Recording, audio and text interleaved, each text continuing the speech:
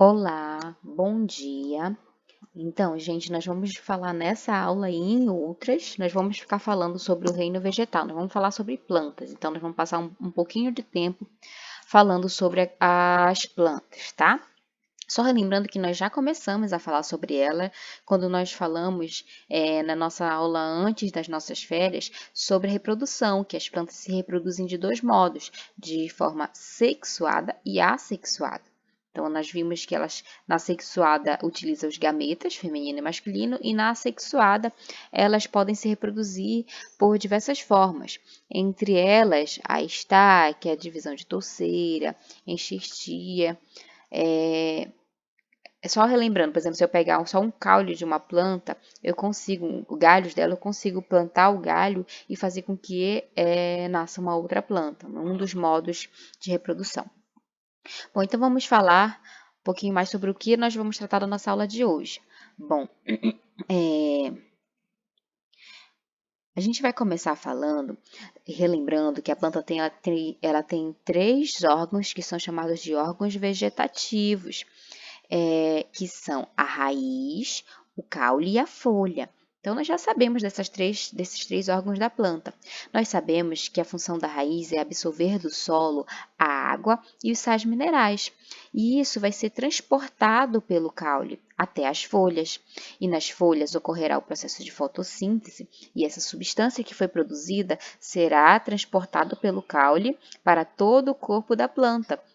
Então, nós sabemos então da função da raiz, do caule e da folha. A folha realiza a fotossíntese, o caule realiza transporte e a raiz tem a principal função, além de fixar a planta no solo, de absorver do solo essa água e sais minerais. O que é a seiva mineral? A seiva mineral é justamente a água e sais minerais. Então, para a gente não ficar falando água e sais minerais, a gente chama isso de seiva mineral. E quem é que pega a seiva mineral do solo? São as raízes. Então, a raiz da planta absorve do solo a seiva mineral e ela é transportada pelo caule. O que é seiva mineral mesmo, professora? A água e sais minerais. O que é a seiva orgânica? Quando a seiva mineral chega nas folhas, ocorrerá o processo de fotossíntese e a planta produzirá a glicose, que é o próprio alimento dela. Essa glicose será distribuída em todo o corpo da planta para alimentar toda a estrutura do corpo dela. Isso é chamado de seiva orgânica. Então, a seiva orgânica é o produto final da fotossíntese, ou seja, a glicose, o açúcar, o alimento, que será distribuído pelos órgãos da planta.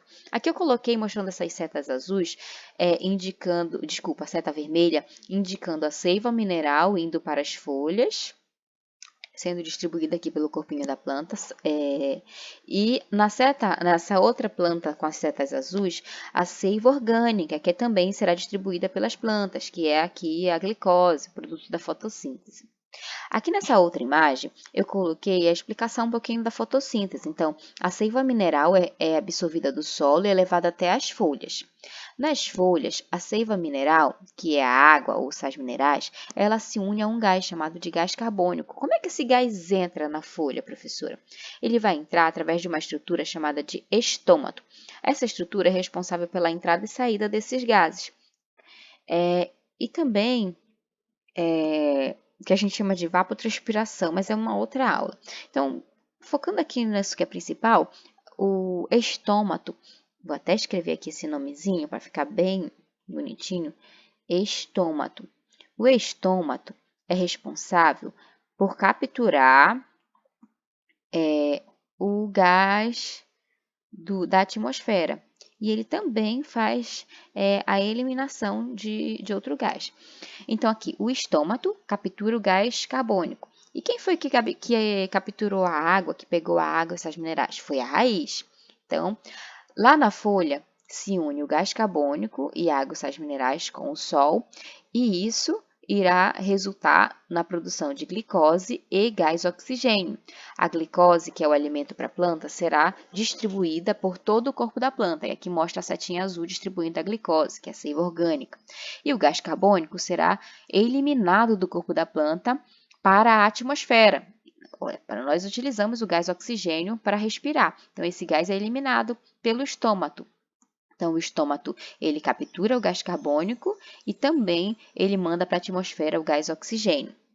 É como se fosse o nariz da planta. Nós temos o nosso nariz que pega o gás carbônico e joga o gás oxigênio, essa primeira entrada inicial, né? E quem é o da planta é o estômago. Tá aqui o nomezinho dele. O que é isso aqui, professora? A fotossíntese, ou seja, essa reação da água com os sais minerais, ela vai ocorrer especificamente numa organela chamada de cloroplasto, porque no cloroplasto tem uma substância de pigmentação verde chamada de clorofila. É justamente nessa substância que ocorrerá a fotossíntese. Professora, nós temos o cloroplasto, nós teremos a clorofila?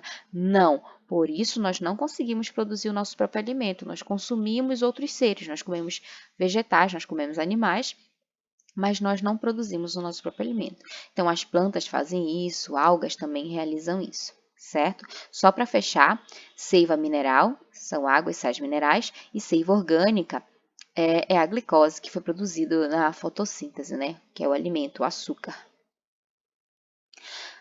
As plantas, vocês sabem que existem várias plantas por aí.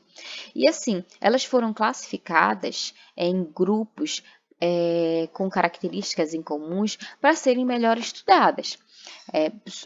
Um exemplo bem simples que se a gente não classificasse as plantas, ia dar maior problema. Por exemplo, se eu digo para minha mãe, eu tô com uma dor de barriga, aí eu olho ali para o chão e vejo um matinho. Eu falo, vou já fazer um chá desse mato que eu encontrei aqui no chão.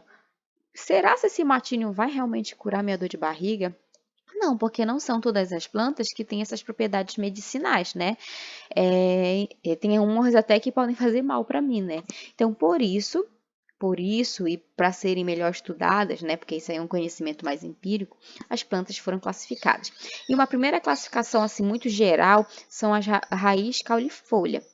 Então, assim, todas as plantas do planeta têm raiz caulifolha? Não. Tem um único grupo que não tem, de fato, raiz e caule. A folha até que ela tem a mesma função das outras folhas, mas raiz e caule não está presente. Tirando esse grupo, todos os outros têm. Vamos lá, para samambaia e avencas, elas têm raiz, caule e folha. A mangueira, todas as árvores que vocês verem que são de grande porte, elas vão possuir raiz, caule e folha. Quem é o grupo de plantas que não possui? São esses grupos aqui que são chamados de musgo. Não sei se vocês já viram por aí grudado no muro da casa, uma parede, um matinho bem macio, são musgos. Esses musgos são plantas e essas plantas não possuem raiz e nem caule. E as folhas dela, ela até possuem folha, só que assim,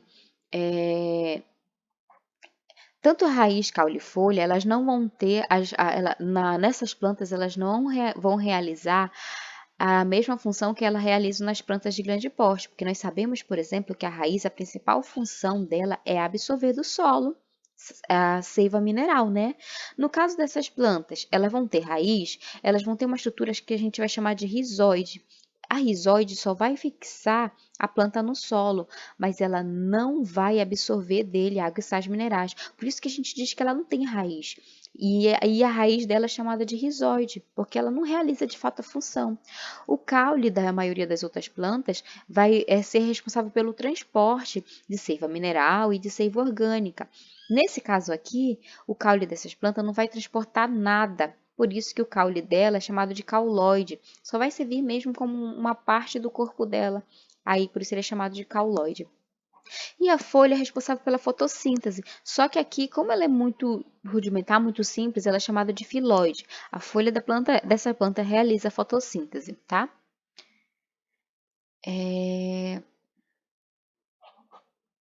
Bom, esse outro vídeo aqui eu vou continuar na outra aula, tá?